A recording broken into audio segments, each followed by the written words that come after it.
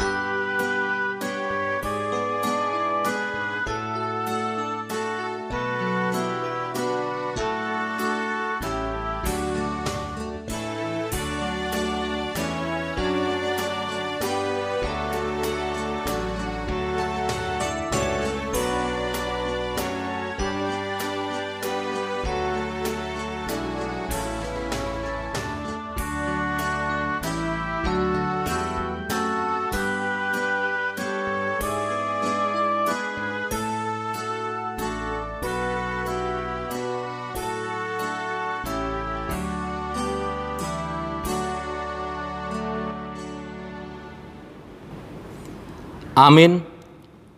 Di dalam hati yang taat dan sujud di hadapannya, marilah kita memasuki hadiratnya, kita bernyanyi.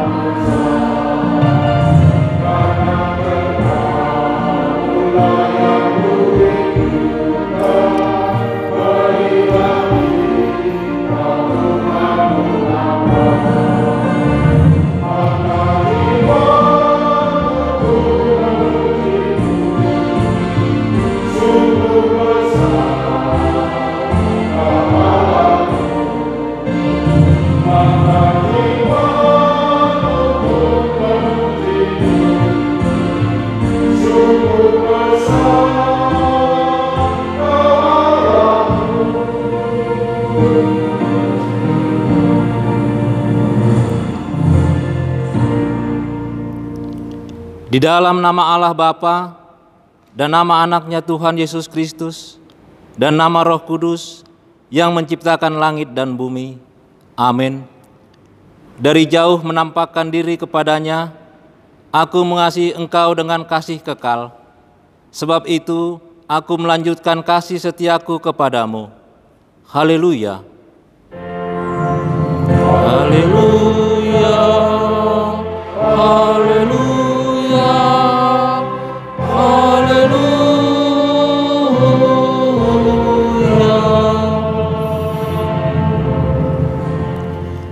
Marilah kita berdoa. Ya Tuhan Allah yang Maha Kuasa dan Maha Pengasih, Engkau menghendaki agar kami hidup dan berbahagia. Berulang kali dan dalam pelbagai cara Tuhan berbicara kepada kami agar kami bangun dari kegelapan dan mengenal kebahagiaan yang dari Tuhan. Karena itu kami merendahkan diri dan memohon kepadamu, berikanlah Roh Kudus agar kami percaya akan kasih-Mu dan mendengar firman-Mu yang menjadi dasar pengharapan kami akan hidup yang kekal, yang Engkau sediakan di dalam Yesus Kristus, Tuhan kami. Amin. Marilah kita bernyanyi.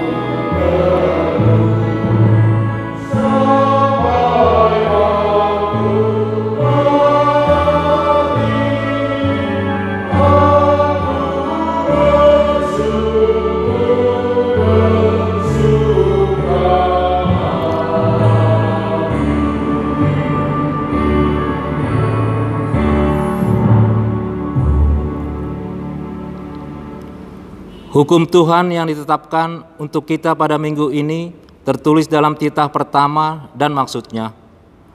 Akulah Tuhan Allahmu, seru Tuhan kita. Tidak boleh ada Allah lain kecuali aku. Maksudnya adalah kita harus lebih takut, lebih kasih, dan lebih yakin dan percaya terhadap Allah daripada terhadap segala-galanya. Marilah kita bersama-sama berdoa memohon kekuatan dari Tuhan kita. Ya Tuhan Allah, kuatkanlah kami untuk melakukan yang sesuai dengan hukum-Mu. Amin. Marilah kita bernyanyi.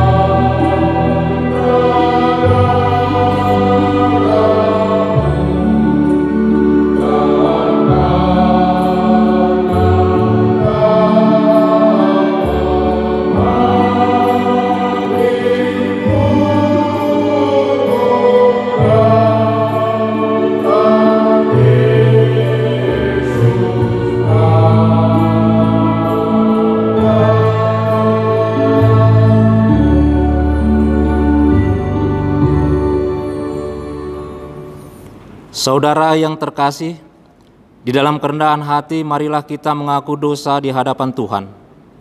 Kita berdoa. Ya Tuhan Allah Bapa kami yang di sorga, Engkau maha murah, kasih-Mu kekal selama-lamanya. Kami datang ke hadapan-Mu, mengaku dan memohon kampunan segala dosa dan kesalahan kami. Tataplah kami dengan berkat kasih-Mu, serta ampunilah dosa kami, di dalam penembusan anak-Mu Tuhan Yesus Kristus, Juru Selamat kami. Amin.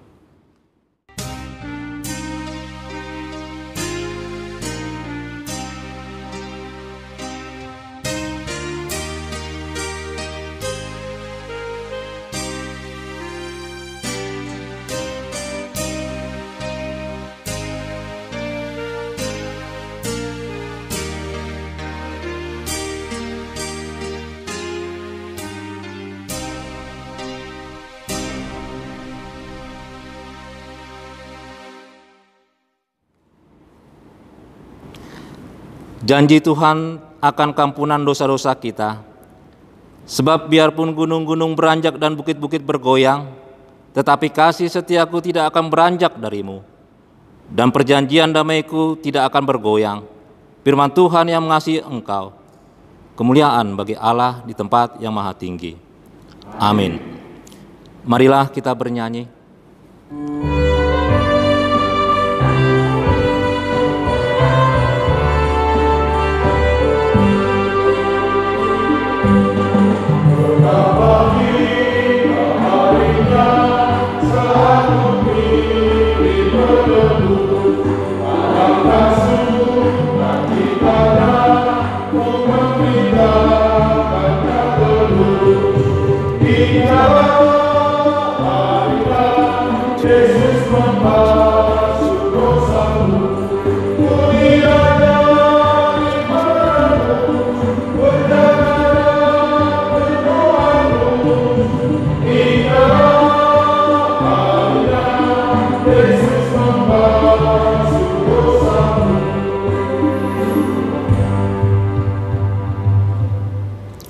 Firman Tuhan yang menjadi epistel minggu ini tertulis dalam kitab 1 Raja-Raja 19 ayat 9 sampai dengan ayatnya yang ke-18. Di sana masuklah ia ke dalam sebuah gua dan bermalam di situ. Maka firman Tuhan datang kepadanya, demikian, apakah kerjamu di sini, hai Elia? Jawabnya, aku bekerja sejak-jaknya bagi Tuhan, Allah SWT, karena orang Israel meninggalkan perjanjian, meruntuhkan pesta-pestamu, dan membunuh nabi-nabimu dengan pedang. Hanya aku seorang dirilah yang masih hidup, dan mereka ingin mencabut nyawaku. Lalu firman-Nya, keluarlah dan berdiri di atas gunung itu di hadapan Tuhan. Maka Tuhan lalu angin besar dan kuat yang membelah gunung-gunung dan memecah bukit-bukit batu mendahului Tuhan. Tetapi tidak ada Tuhan dalam angin itu. Dan sesudah angin itu datanglah gempa. Tetapi tidak ada Tuhan dalam gempa itu. Dan sesudah gempa itu ada api, tetapi tidak ada Tuhan dalam api. Dan sesudah api itu datanglah angin sepoi-sepoi. Segera sesudah Elia mendengarnya, ia menyelubungi mukanya dengan jubahnya, lalu pergi keluar dan berdiri di pintu gua itu. Maka datanglah suara kepadanya yang berbunyi, apakah kerjamu di sini, hai Elia? Jawabnya, aku bekerja sejak-jaknya bagi Tuhan, Allah SWT, karena orang Israel meninggalkan perjanjiannya, meruntuhkan pesta-pestamu, dan membunuh nabi-nabimu dengan pedang. Hanya aku seorang dirilah yang masih hidup, dan mereka ingin mencabut nyawaku. Firman Tuhan kepadanya, pergilah, kembalilah ke jalanmu, melalui padang gurun ke Damsyik, dan setelah engkau sampai, engkau harus mengurapi Hazael menjadi raja atas Aram. Juga Yehu, cucu Nimsi, haruslah kau urapi menjadi raja atas Israel, dan Elisa bin Safat dari Meholah harus kau urapi menjadi nabi menggantikan engkau. Maka siapa yang terluput dari pedang Hazael akan dibunuh oleh Yehu, dan siapa yang terluput dari pedang Yehu akan dibunuh oleh Elisa. Tetapi aku akan meninggalkan 70 orang Israel, yang semua orang yang tidak sujud menyembah Baal, dan yang mulutnya tidak mencium dia. Demikian isi firman Tuhan. Berbahagialah orang yang mendengar firman Tuhan, serta memeliharanya dalam hatinya. Amin. Marilah kita bernyanyi.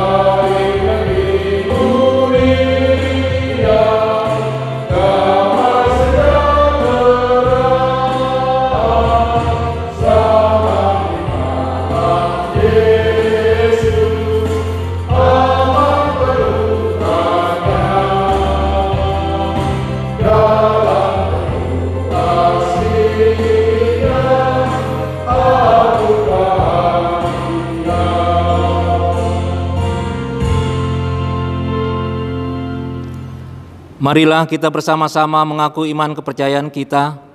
Sebagaimana teman-teman seiman di seluruh dunia, kita bersama-sama mengucapkannya. Aku percaya kepada Allah, Bapa yang Maha Kuasa, Hadit langit dan bumi.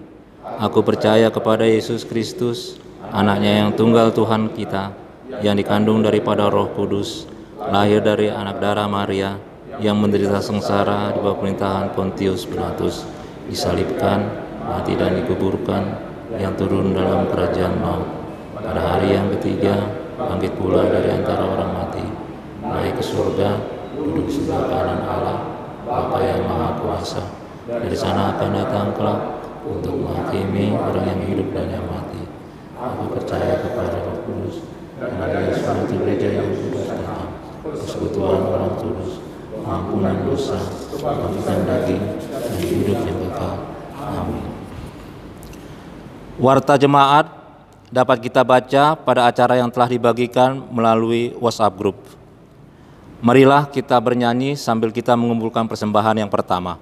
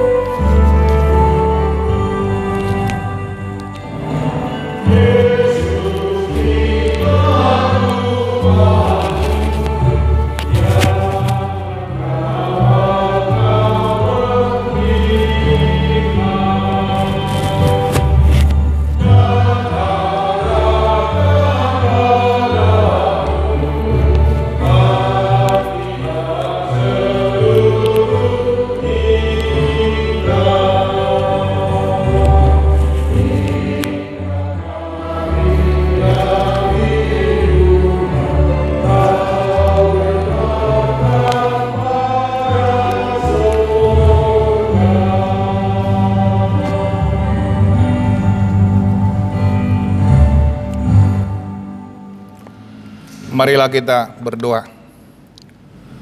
Damai sejahtera Allah Bapa yang melampaui segala akal dan pikiran manusia, itulah yang menyertai kamu masing-masing dalam Kristus Yesus Tuhan kita. Amin. Shalom. Bapak, Ibu, saudara-saudara yang terkasih dalam Kristus Yesus, marilah kita mendengarkan firman Tuhan yang ditetapkan untuk minggu ini dari Injil Lukas pasal 17 ayat 26 sampai dengan ayat 37. Demikian bunyinya. Dan sama seperti terjadi pada zaman Nuh, demikian pula lah halnya kelak pada hari-hari Anak Manusia. Mereka makan dan minum, mereka kawin dan dikawinkan, sampai kepada hari Nuh masuk ke dalam bahtera, lalu datanglah air bah dan membinasakan mereka semua. Demikian juga seperti yang terjadi di zaman Lot, mereka makan dan minum, mereka membeli dan menjual, mereka menanam dan membangun. Tetapi pada hari Lot pergi keluar dari Sodom, turunlah hujan api dan hujan belerang dari langit dan membinasakan mereka semua. Demikianlah halnya kelak pada hari di mana Anak Manusia menyatakan dirinya. Barang siapa pada hari itu sedang di peranginan di atas rumah, dan barang-barangnya ada di dalam rumah, janganlah ia turun untuk mengambilnya. Dan demikian juga orang yang sedang di ladang, janganlah ia kembali. Ingatlah akan istri Lot. Barang siapa berusaha memelihara nyawanya, ia akan kehilangan nyawanya. Dan barang siapa kehilangan nyawanya, ia akan menyelamatkannya. Aku berkata kepadamu, pada malam itu ada dua orang di atas satu tempat tidur, yang seorang akan dibawa dan yang lain akan ditinggalkan. Ada 2 orang perempuan bersama-sama mengilang, yang seorang akan dibawa dan yang lain akan ditinggalkan. Kalau ada 2 orang di ladang, yang seorang akan dibawa dan yang lain akan ditinggalkan. Kata mereka kepada Yesus, "Di mana Tuhan?" Katanya kepada mereka, "Di mana ada mayat, di situ berkerumun burung nasar." Demikian firman Tuhan.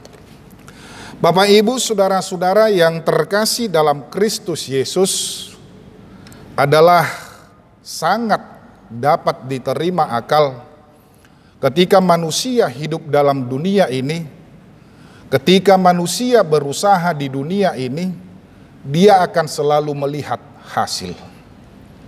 Tentunya hasil yang dia inginkan ataupun yang diinginkan manusia tersebut adalah bagaimana dapat menenangkan hati, bagaimana dia dapat berpedoman dan bersandar kepada apa yang dihasilkan ataupun yang diinginkan tersebut.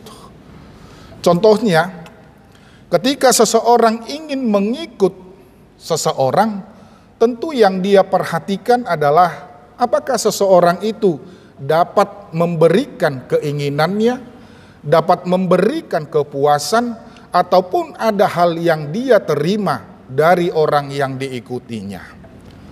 Contoh, ketika kita memilih guru, kita akan melihat guru itu sebesar apa ataupun bagaimana kualitas yang dapat kita lihat sehingga pengaruhnya akan ada di dalam hidup kita masing-masing.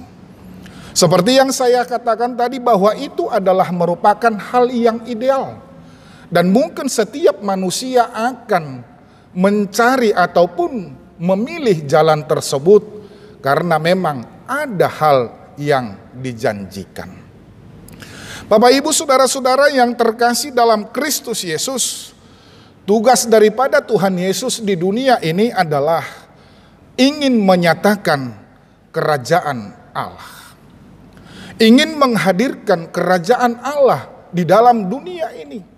Sehingga orang ada yang merasa tertarik, sehingga banyak orang yang mengikut dia, bahkan dari antara bangsa Yahudi mengikut dia dengan catatan ada hal yang akan menjadi pegangan dalam kehidupan mereka.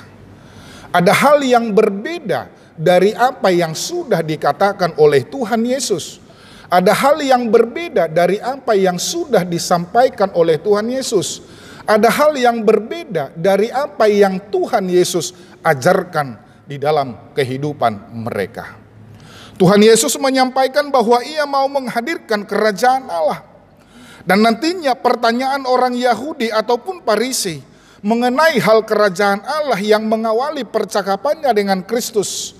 Mereka bertanya, apabila kerajaan Allah akan datang yang mengarah pada kuasa, yang menunjukkan pada pikiran mereka bahwa kerajaan itu adalah bersifat duniawi. Mereka menginginkan kekuasaan daripada kerajaan itu. Mereka ingin melihat kuasa daripada kerajaan itu. Disinilah sebenarnya kekeliruan daripada kaum Farisi dan juga orang-orang Yahudi. Mereka tidak sabar untuk mendengar kabar mengenai kedatangannya. Mereka mungkin mengetahui bahwa Kristus telah mengajarkan para murid untuk mendoakan kerajaan tersebut. Dan bahwa murid-murid yang telah lama memberitakan bahwa kerajaan Allah sudah dekat. Nah, orang-orang Farisi berkata, kapankah pemandangan yang sungguh menakjubkan itu akan dimulai? Kapankah kerajaan ataupun kuasa itu akan dimulai di dalam hidup mereka? Tetapi Bapak, Ibu, saudara-saudara, bahwa kerajaan Allah adalah suatu kerajaan rohani yang tidak bersifat sementara maupun tidak bersifat lahiriah. Dan mereka bertanya, bila kerajaan itu akan datang, kamu tidak tahu apa yang kamu katakan ataupun tanyakan kata Kristus. Mungkin saja kerajaan itu sudah datang, tetapi bahkan kamu tidak menyadarinya. Karena dikatakan sebab kerajaan itu tidak memiliki tanda-tanda lahiriah seperti yang dimiliki oleh kerajaan-kerajaan lainnya.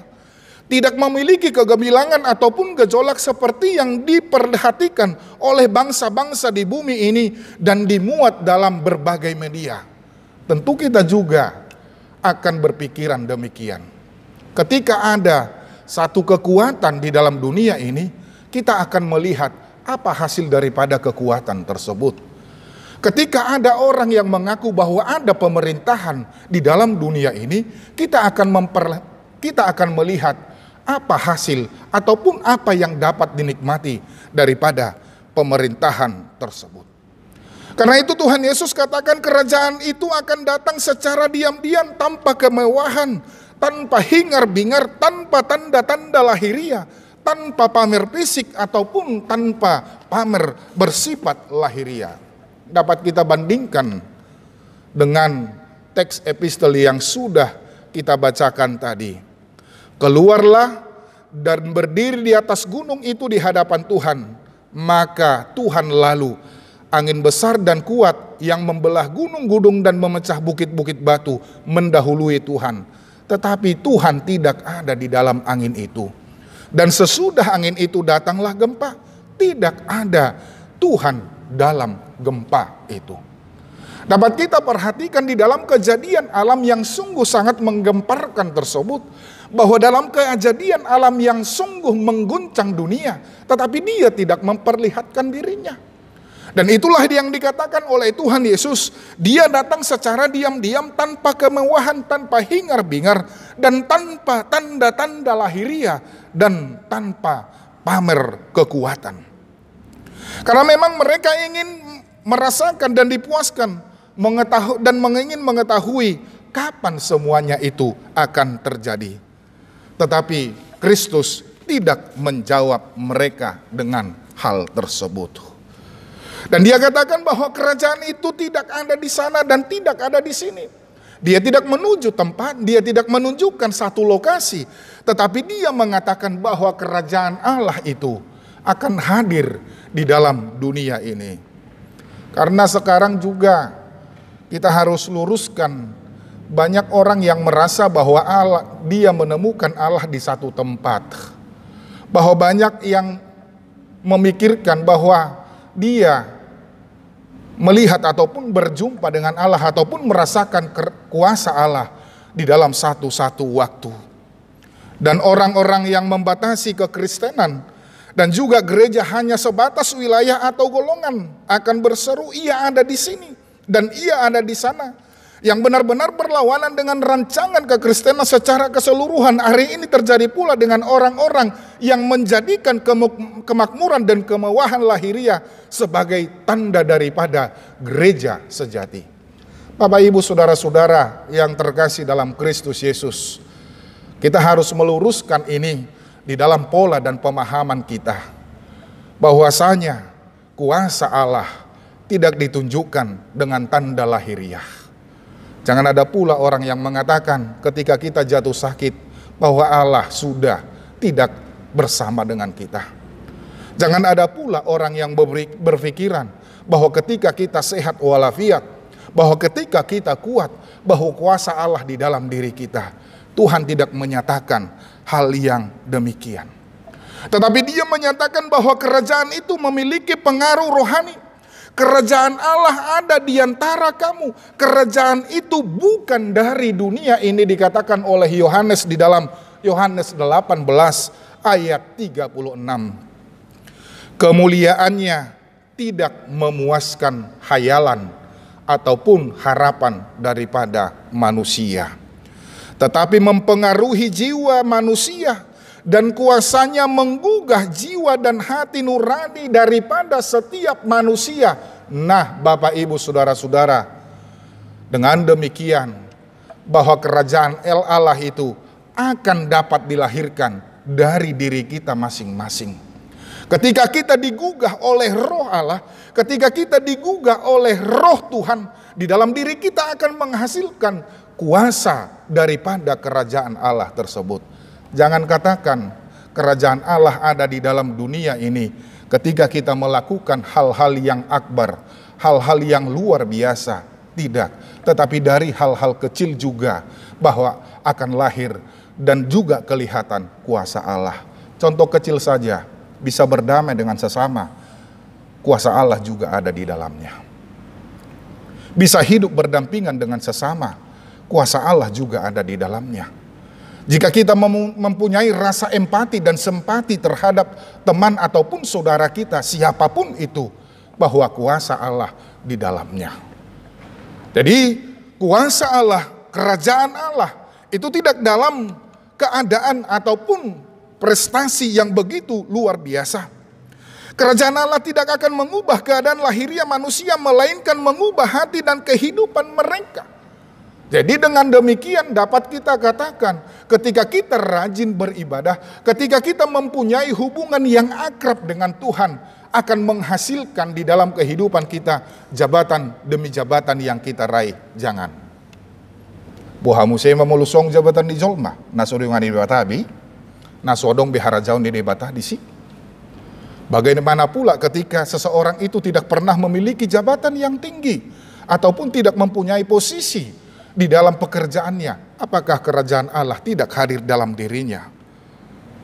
Jadi kerajaan itu datang saat orang-orang yang tadinya angkuh, datang pada saat orang-orang yang tadinya dangkal, dengan penuh nafsu, dengan penuh keinginan, diubahkan menjadi orang yang rendah hati, sungguh-sungguh dan juga rohania. Maaf Bapak Ibu Saudara-saudara, jangan pernah katakan ketika ada posisi yang kita raih bahwa kuasa Allah ada di dalamnya. No. Tetapi kuasa Allah akan ada di dalam diri kita ketika kita menjadi orang yang rendah hati. Akana toruk marroha, akana labok marroha, disido tarida harajaun nidebata. Bukan dengan kekuasaan, bukan dengan kemegahan kita, bukan dengan kuasa kita untuk memimpin banyak orang, bukan dengan kuasa kita ketika kita banyak mengarahkan banyak orang. Inilah yang akan terjadi saat kerajaan Allah merenggut dari orang-orang yang melekat dalam dunia ini. Perhatikan, topik kita menyatakan kuasa Allah nyata di dalam ciptaannya.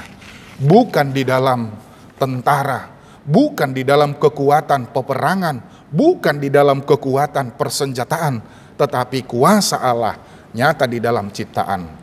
Apakah dan siapakah ciptaan tersebut? Saya, kamu, dan kita semua adalah ciptaan Allah. Dan juga lingkungan sekitar kita, itu juga adalah merupakan ciptaan Allah.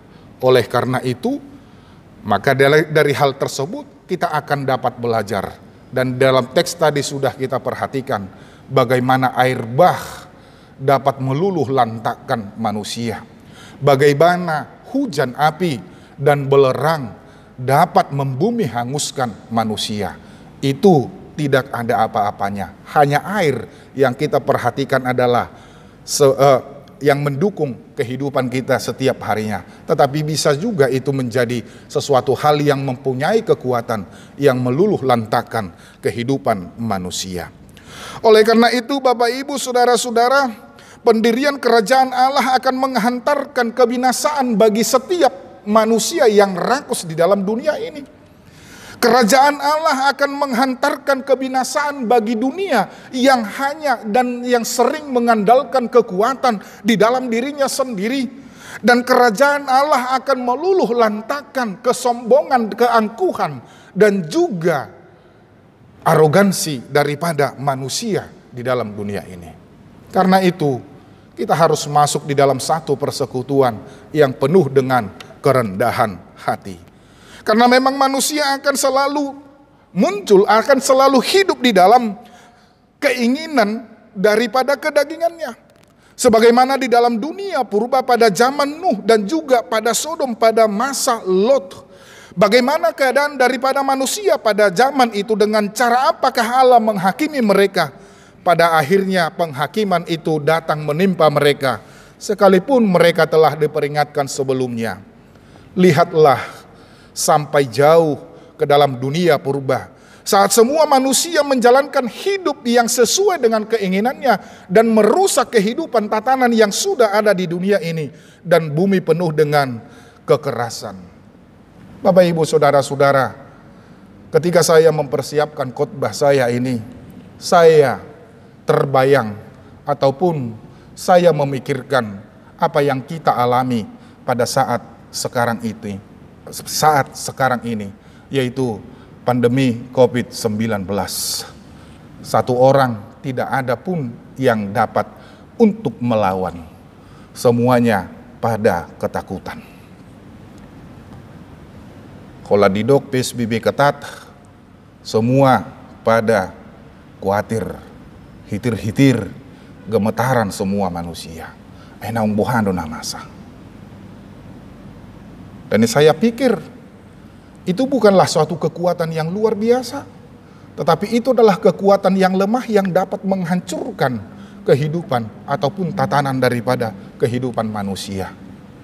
Saya tidak mau katakan bahwa kita ini semuanya sudah berdosa sangat berat, tetapi itu adalah cara Tuhan, saya pahami, untuk menghentikan kearogansian manusia, menghentikan keegoisan manusia, menghentikan manusia yang tidak mempunyai batasan-batasan tertentu. Dan kita telah diingatkan mengenai apa yang sudah terjadi di dalam catatan sejarah. Dan keadaan pada zaman Nuh, zaman Lot mengingatkan kita tentang apa yang akan kita jalani di dalam kehidupan ini. Ketika manusia tidak mengindahkan peringatan, akan tentu mereka akan melanjutkan kehidupan mereka. Tetapi apa yang akan terjadinya? Hal yang kita lakukan sebelum-sebelumnya dengan sesuka hati kita, seperti yang tertulis dalam teks ini, makan, minum, menikmati hidup, merawat tubuh, memuaskan keinginan, dan lain sebagainya. Memang hal itu tidak melanggar hukum, tetapi kita terlalu memuja-muja dan mendewakan semua yang sudah kita lakukan tersebut. Dan hati kita sudah terlalu jauh melekat erat terhadap yang kita tersebutkan tadi, sehingga kita tidak punya ruang lagi di dalam hati untuk bersiap-siap menghadapi tentang kerajaan Allah, tentang kekuasaan Allah di dalam kehidupan. Saat mereka seharusnya seperti yang dilakukan oleh orang-orang Ninive, berpuasa dan berdoa, bertobat dan mengubah jalan hidup. Dan saat mendengar peringatan mengenai penghakiman yang akan segera menimpa, mereka malah tenang-tenang saja, makan dan minum anggur. Padahal Allah sudah menyuruh untuk menangis dan meratap. Itu di dalam Yesaya 22 ayat 12 sampai 13. Bapak, Ibu, Saudara-saudara yang terkasih, ini saatnya kita harus merenungkan kembali tentang jalan hidup kita. Memang saya tidak mau menghakimi kita bahwa kita sudah jauh melangkah daripada jalan Tuhan. Tetapi ini adalah sebuah peringatan. Tetapi ini adalah sebuah tanda-tanda yang akan kita hadapi di dalam kehidupan kita. Memang tanda itu tidak seperti yang kita katakan, tidak hingar-bingar, tidak datang dengan kekuatan yang sungguh luar biasa. Tetapi ini mengingatkan langkah kita untuk merenungkan kembali jalan hidup kita. Sejauh mana kita melangkah? Apakah sudah sesuai dengan keinginan Tuhan? Apakah kita sudah terlalu banyak hidup dengan keinginan daripada daging kita, keinginan daripada dunia ini? Memang seperti yang saya katakan, bukan melakukan kejahatan secara hukum, tetapi mungkin kita terlalu banyak untuk bersantai saja. Di dalam buku Ende kita dikatakan, nungatiki parasian, sotung jolo salpui. Mari Bapak, Ibu, Saudara-saudara yang terkasih dalam Kristus Yesus, pergunakan waktu yang telah Tuhan berikan. Pergunakan kairos yang Tuhan berikan di dalam kehidupan kita. Sehingga kita dapat merenungkan kembali bahwa kerajaan Allah itu, kuasa Allah itu akan hadir dalam diri kita masing-masing.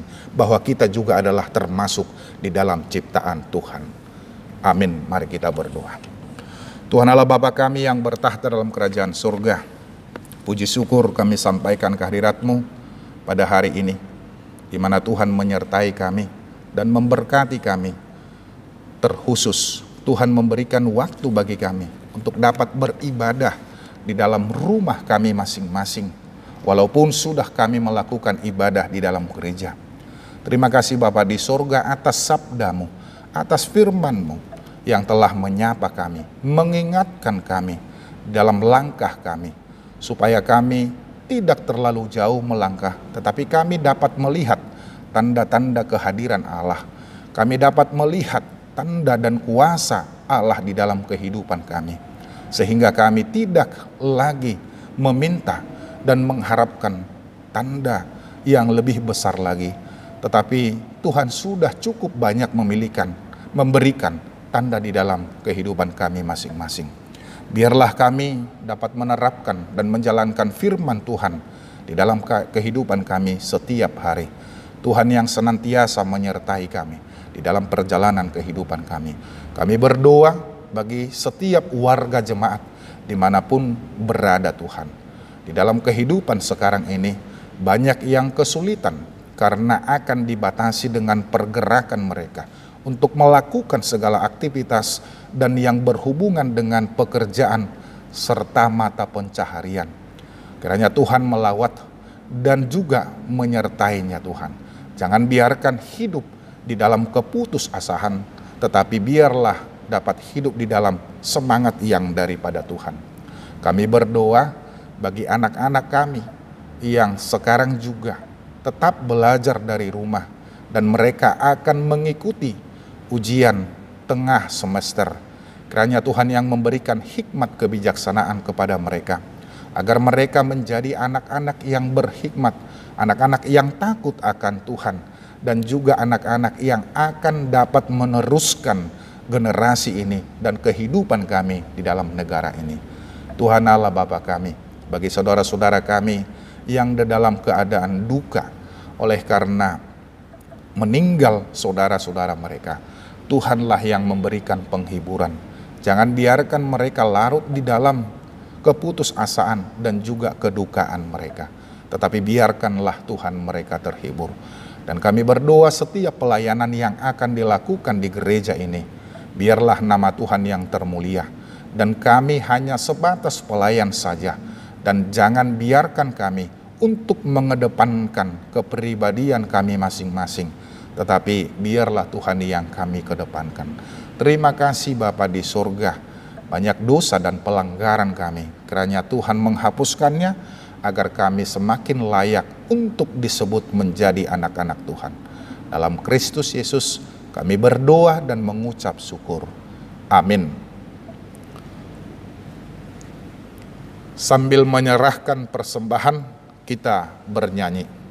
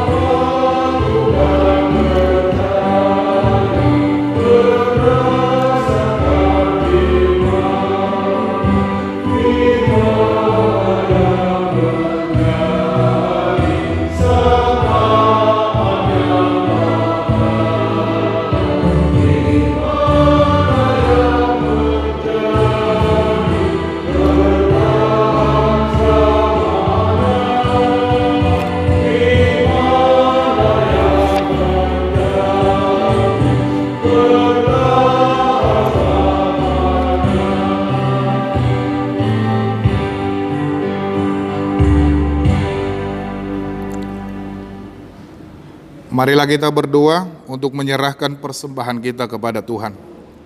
Yalah Bapa kami yang di sorga, kami mengaku bahwa Tuhan adalah sumber dari segala karunia yang melimpah dalam kehidupan kami masing-masing. Sebagian daripada karunia itu, kami serahkan kembali sebagai persembahan kepada Tuhan.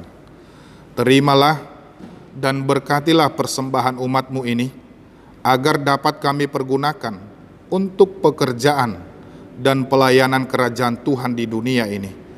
Bukalah hati kami untuk mengenal betapa banyak berkat dan karunia yang kami peroleh dari Tuhan, supaya kami senantiasa bersyukur kepadamu di dalam nama Yesus Kristus Tuhan kami. Amin.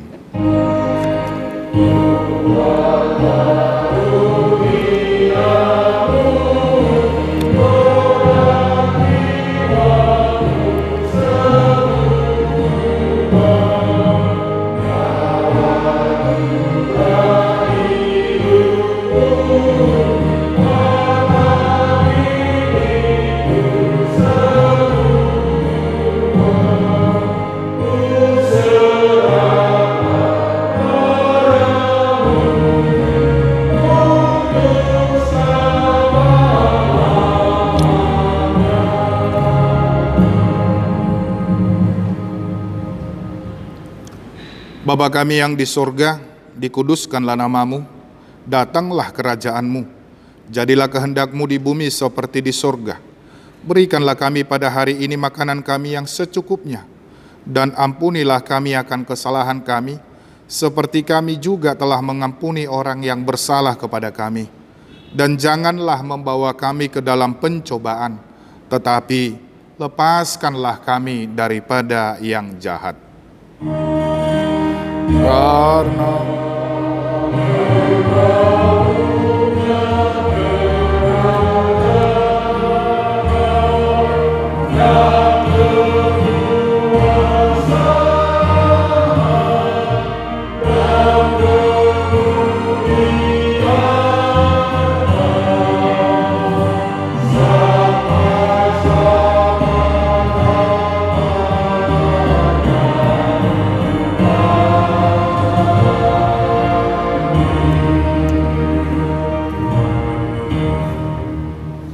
terimalah berkat daripada Tuhan kita.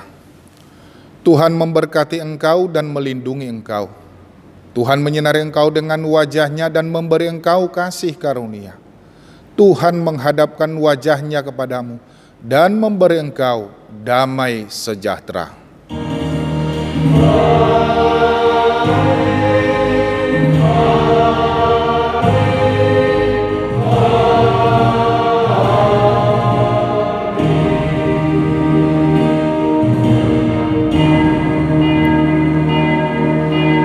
Shalom, selamat hari Minggu bagi kita semuanya.